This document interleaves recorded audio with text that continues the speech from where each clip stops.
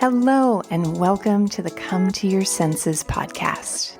I'm your host, embodiment-based coach, Mary Lofgren. Here, we explore how to live bravely and beautifully through a lifestyle of embodiment. You'll hear gems to empower you around mindset, mindfulness, somatic psychology, and neuroscience, as well as beauty, food, style, and the art of slow living to meet your soul through the senses. I am so happy that you're here. Let's begin.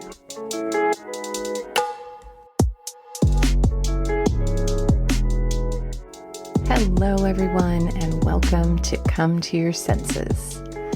Welcome to today's episode on making your body and mind the Romy and Michelle romance and friendship you've always dreamed of.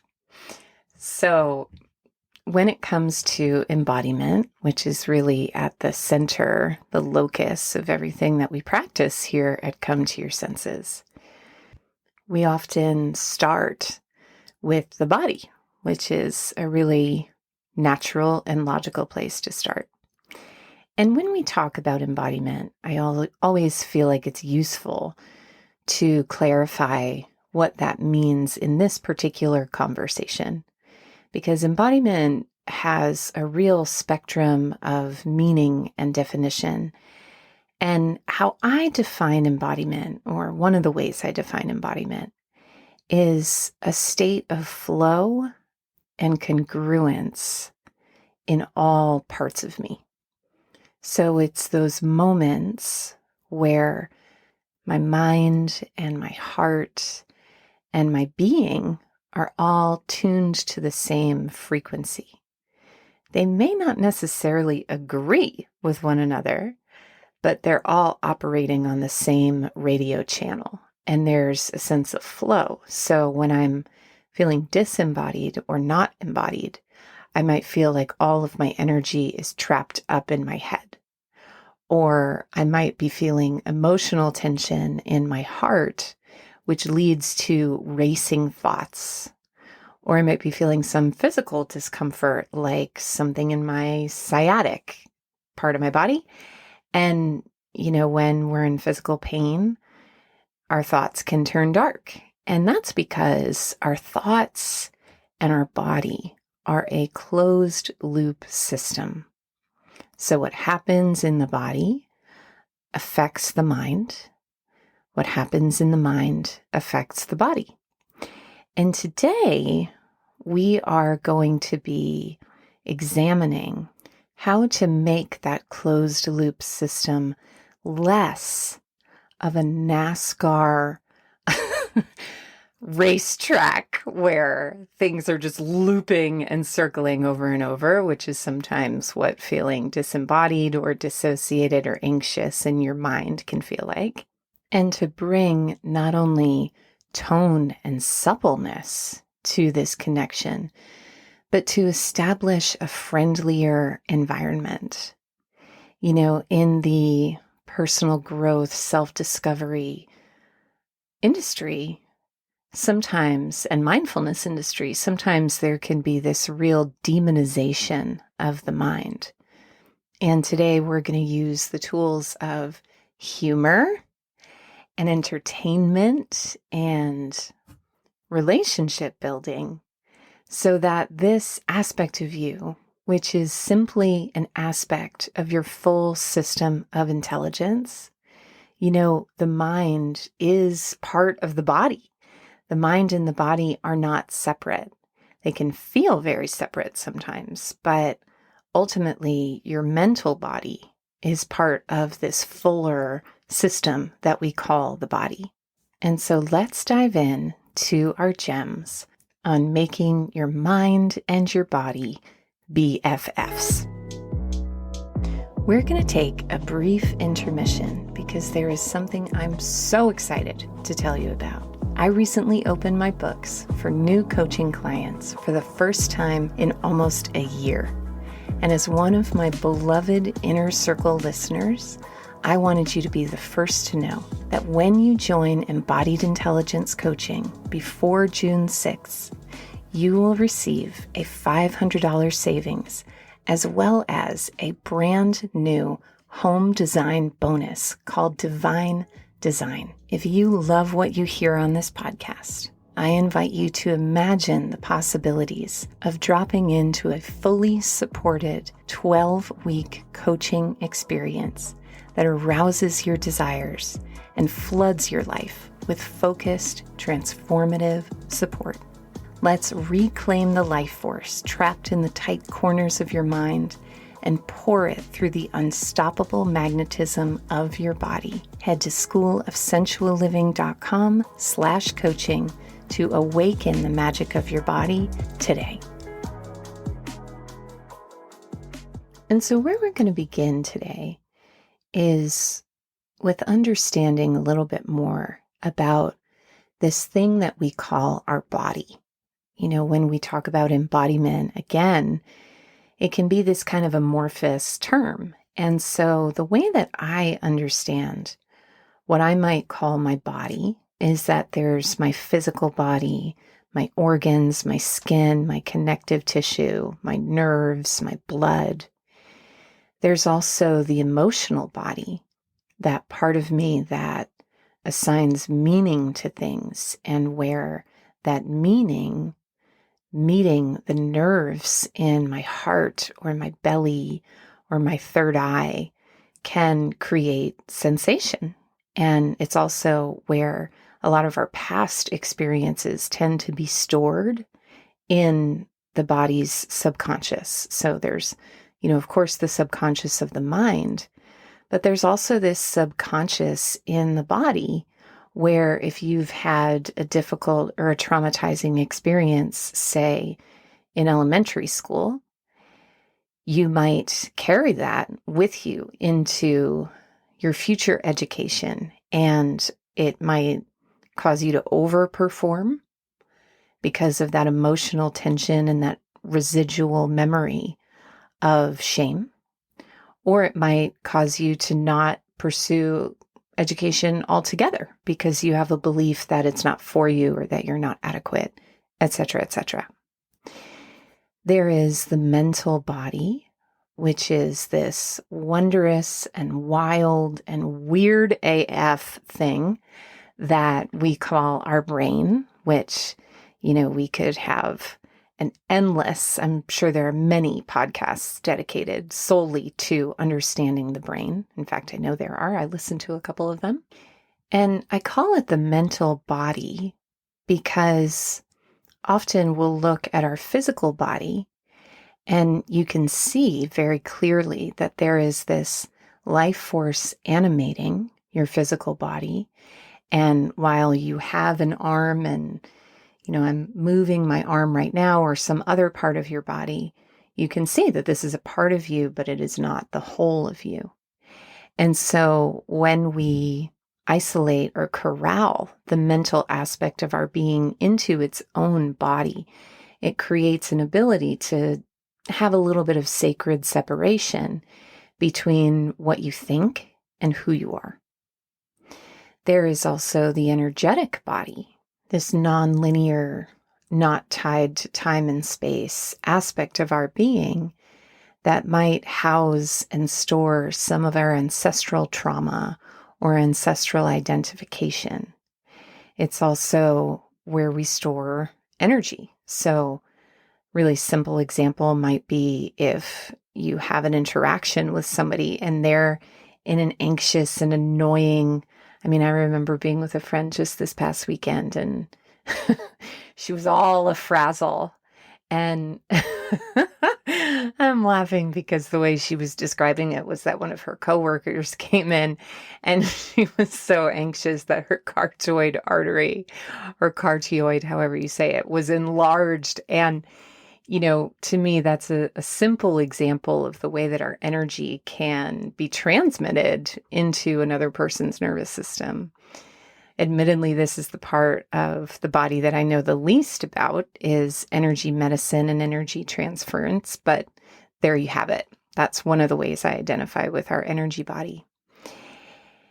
And then finally, we have that which is all of these parts and yet is none of these parts. And that is what some might call the sixth sense, our intuition, the part of us that is the drop in the ocean of consciousness, and what I call my full being.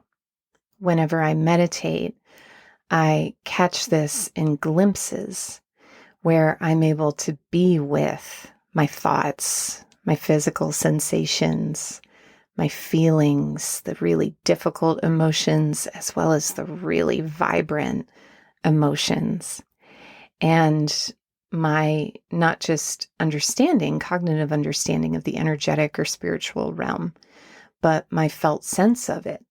And so in the spirit of felt sense, we'll do a little exercise right now so that you can have an experience of these different aspects of your body and your being. And so first of all, feeling your physical body in space. If you're sitting down, you might notice the places where your body makes contact with the chair or with the car seat, or if you're standing, where your feet are connected to the floor. And then beginning to sense, how am I feeling right now? What is my emotional body holding or presenting? And most likely there's a whole bouquet of feelings that you might have.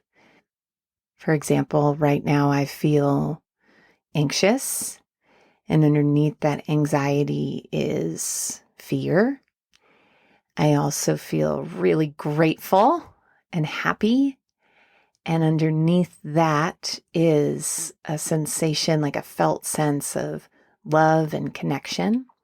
So the Tootsie Pop of your emotional body has many, many layers. And I encourage you just in this moment to notice 2 to 3 and maybe where they land or exist in your body. How do you know you're feeling sadness? How do you know that you're feeling lightness or happiness? And then tuning in with your mental body. What were you thinking just before I prompted you to tune in with your thoughts? What thoughts do you notice are what in Buddhism is called discursive thought, like those surface, impulsive, little wind-up tool of chattering teeth that marches around the brain. You know, there's those thoughts, and then there are often some deeper thoughts beneath those. And so again, just noticing, bringing your awareness to those thoughts. I'll now encourage you to explore your energetic body. And so if there is a symbol or an archetype, a fictional character, someone who is sacred to you. Like I'm thinking of Mother Mary, who I just placed on my altar recently. And just noticing how that presents in your body. Where does that live? Where does that knowing live? And what I notice is that as I tune in with that frequency of Mother Mary, the hamster wheel of thoughts about, well, what does that mean? And, you know, Mary was this biblical figure of purity, and I don't know if I blah, blah, blah, blah, blah. So again, noticing. And now let's let that all go. So it can be really stimulating and a lot to keep track of when we're tracking the different bodies. And so now I encourage you to just let all of that go. Maybe taking a few breaths. And finding your center. And what I hope that exercise gave you at least a glimmer of is the ability to watch and track the animal of your body, the symphony of your emotions, and all these other aspects of your being that are working and moving and talking to one another without you even being aware of it. What you might be aware of is, and this is the number one thing that I work with clients on in embodied intelligence is that they feel pushed from their back by this urgency to do more and to be more, and this feeling that even though they're doing all this work and all this productivity and, adding more to their list, and then they learn some new self-help tool, and it's like, oh God, another thing I have to work on and fix in myself and blah, blah, blah, blah, blah. And they just want a freaking break from that constant stream of movement and energy. And what happens is that there's this voice that says, well, then get your act together and just do more. Maybe you should read the 4-hour work week, you idiot, if your inner critic is anything like mine. And what I have noticed, and this is going to take us into our gems, what I have noticed is that every time I follow that voice, I end up severely slowing my life down in not a good way. But every time I slow myself down before acting on that impulse to do, my life moves with more flow and more efficiency, and results happen with more ease and less effort. And so that brings us to our first gem. Well, that was, 8 minutes. I suppose we could call that little monologue a gem. But the first formal gem that I want to present to you is actually a way of relating to that inner voice that tells you to do more, or the inner voice that tells you things about your self-esteem or your self-worth, or whatever inner voices you might have going on in any given moment. And that is to give them names and characters and outfits. So if you've ever watched or read Harry Potter, you might know that in the story, there is a creature called a boggart. And a boggart is a magical creature that will turn itself, it's a shapeshifter, and turn itself into whatever is your worst fear. And the way to dispel or conquer a boggart is to give it some characteristic that makes it funny. So, for example, if it's a giant tarantula, maybe you put roller skates on it, and so on and so on. And I do this with my own inner characters. This was something that I learned and practiced through my friend Allie Monday, who studies existential kink, which I've talked about on the podcast previously, and is a book and a way of looking at your psyche and the shadow parts of your psyche through the idea that we really get off on and take pleasure from the more painful aspects of our existence. And it's a way of integrating that shadow. And Allie has a character that she shares about called Marcy the Narcy. And she gives Marcy the Narcy costumes and tasks and takes her on adventures, which is a way of giving her the attention and the expression that she's craving, so that Marcy the Narcy is not running her life from her subconscious. And so in my personal cast of characters, some of them, there are many, one of them is Sneering Sally. And Sneering Sally crosses her arms and is superior to everyone in the room. And she points out everyone's flaws and criticizes them from within.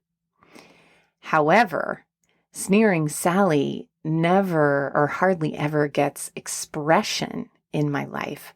I just suffer with her on the inside. And so since I've been giving her a little bit more expression, I give her outfits. Sneering Sally dresses kind of like Victoria Beckham, very chic, very posh, very elite. And when I look at Sneering Sally, feels funny to be saying this to thousands of people who listen to this podcast. But when I look at Sneering Sally from a little bit further away, I see that what she's really suffering inside of is feeling alone and separate. And she comes out the most in environments where she feels insecure or where she feels unseen. And recently I was out with a friend and Sneering Sally came out, and I texted Allie everything Sneering Sally wanted to say. And it was so helpful to give her some expression, to let her be seen. And the thing about embodiment and creating flow, if we think about, if you just take your fist right now and you close it into a fist, tension blocks movement, and it also takes up a lot of space.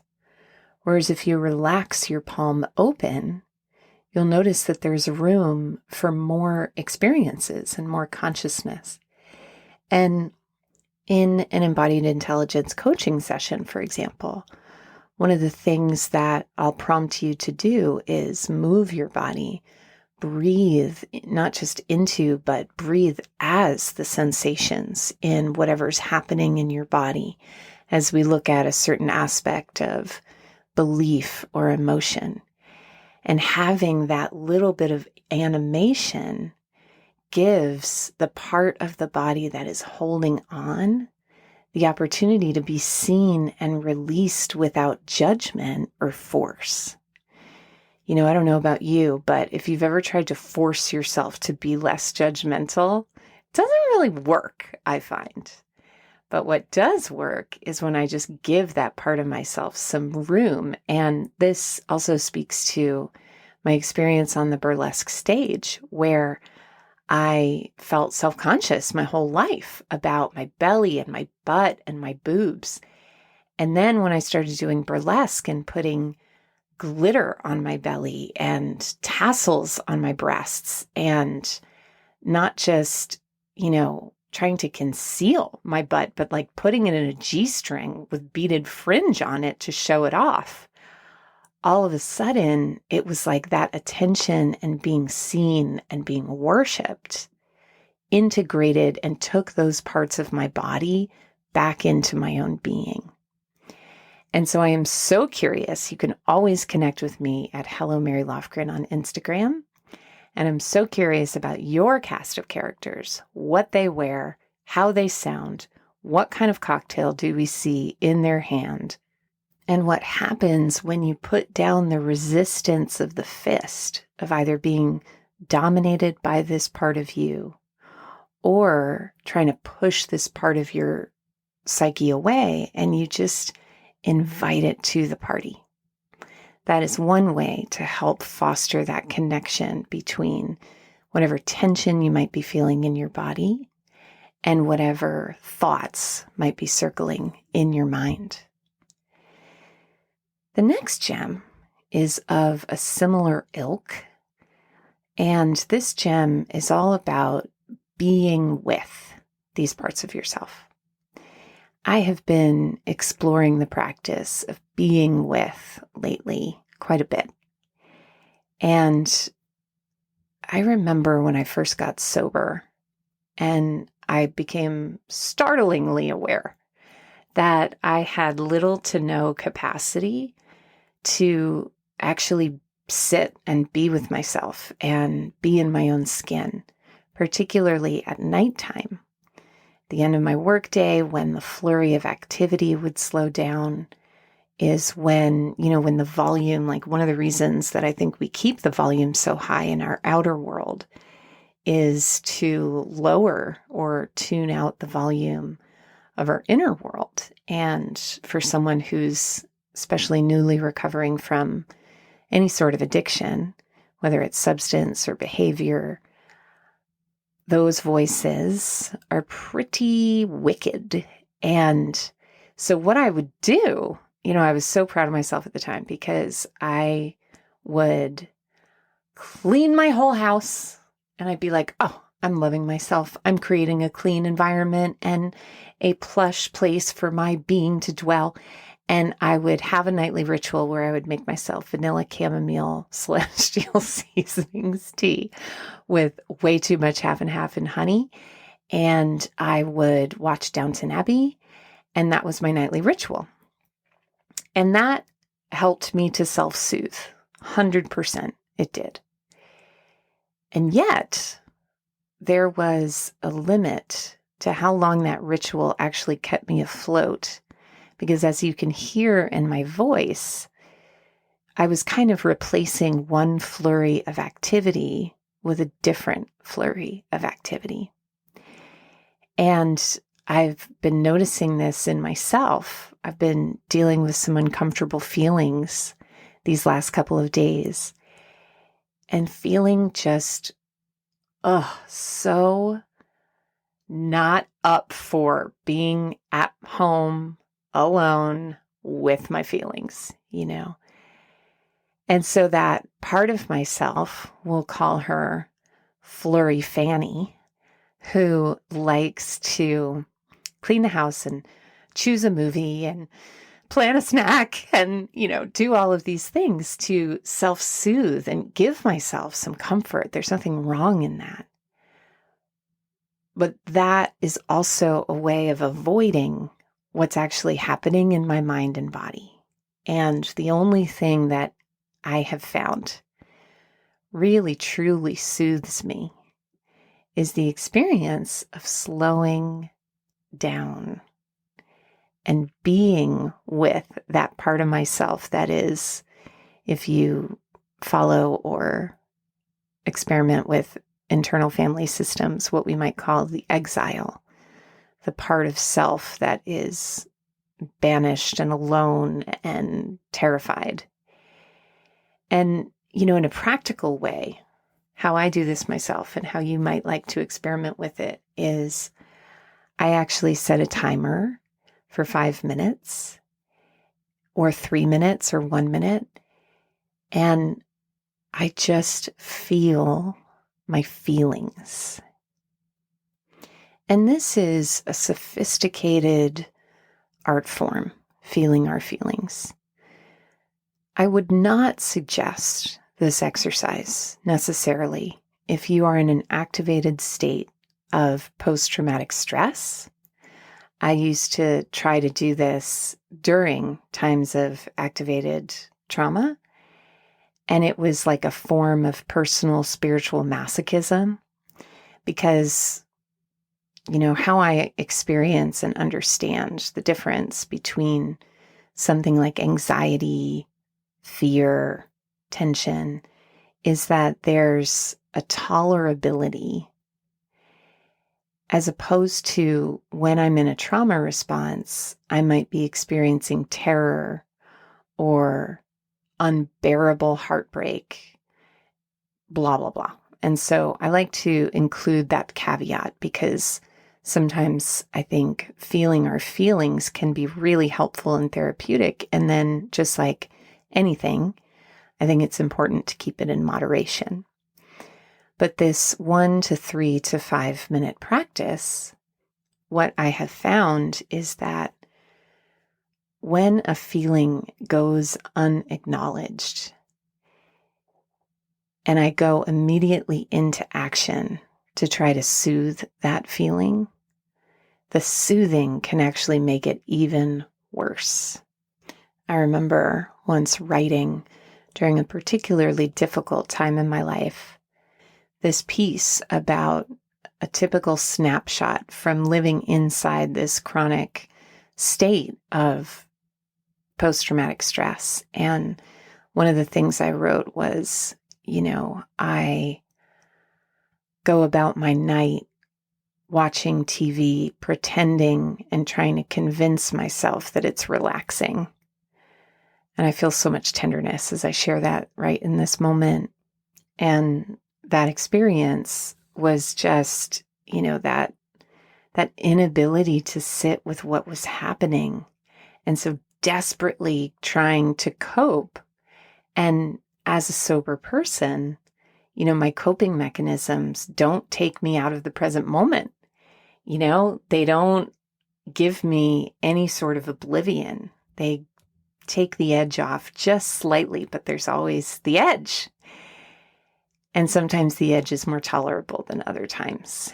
And so to just recap that gem and bring it back to the heart of this gem, very simple, but not always easy, is instead of trying to fix a feeling, even if it's going about it in some sort of a quote unquote healthy way, what might happen if instead, or in addition, you started by just feeling the feeling.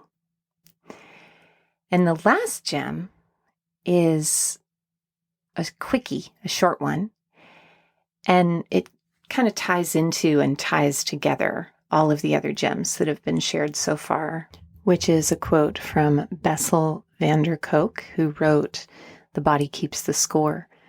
And he says, the core of trauma treatment is something is happening to you that you interpret as being frightening, and you can change the sensation by moving, breathing, tapping, and touching, or not touching. The core idea here is that I am not a victim of what happens.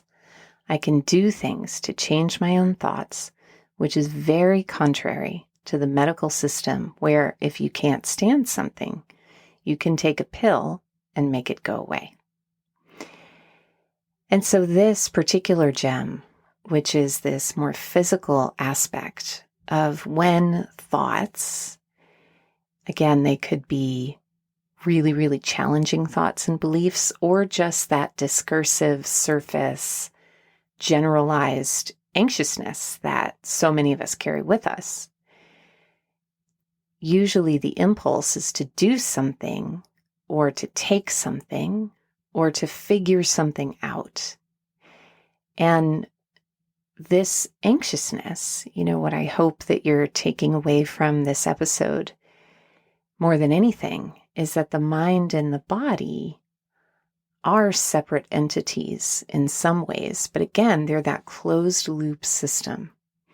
And so if you want to change your thoughts, doing so with the mind alone can take you somewhere. Changing your thoughts is real. And I do a lot of cognitive behavioral therapy based exercises with clients in my coaching to help change our thoughts, which changes the way that we feel. But thoughts are not just born of independent stimulus. They are reactions and meanings that have been assigned from the ultimate record keeper, which is your body.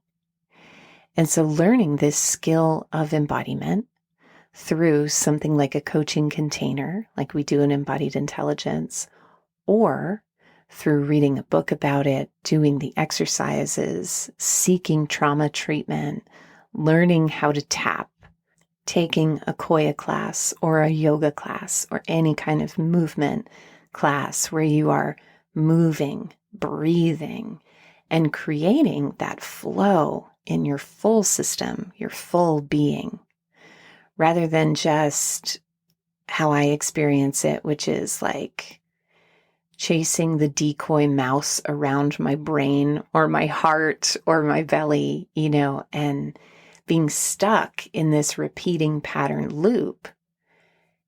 You can change and broaden and widen that loop when you involve the full body, which is where that loop is happening to begin with.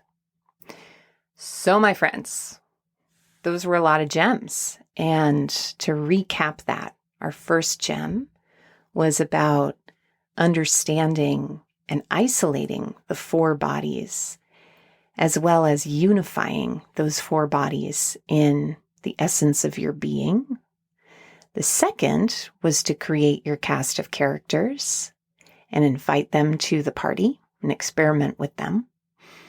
The third is practicing being with as a starting point to transforming or expanding one's capacity to be with a feeling.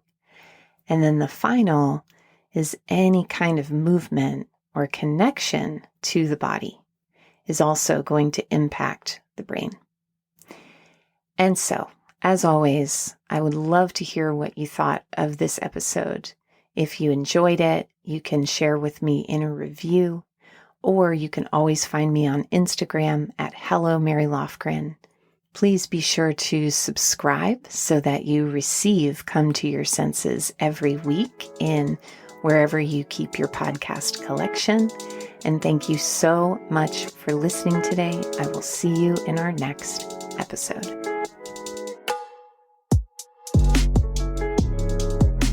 For coaching, classes, and community in creating a lifestyle of embodiment, head to schoolofsensualliving.com. There you'll find a free video series on how to reduce anxiety and intercept the stress response through powerful, confident body language. Head to schoolofsensualliving.com/confidence to watch your first video